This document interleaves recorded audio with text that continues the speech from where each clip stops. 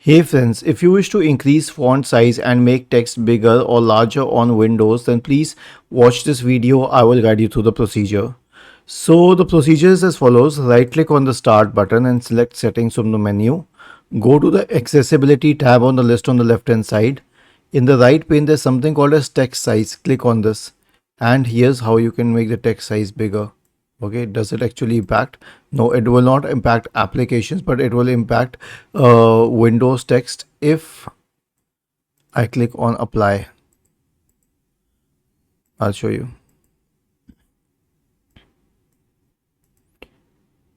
You see, all the text on Windows has become much bigger, but it does not impact specific applications.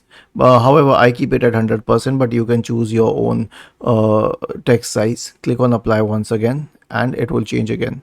Was this helpful? If yes, then please subscribe to the channel, and if not, then let us know in the comment section of the video on how we could help you further. Thank you for watching this video and have a nice day.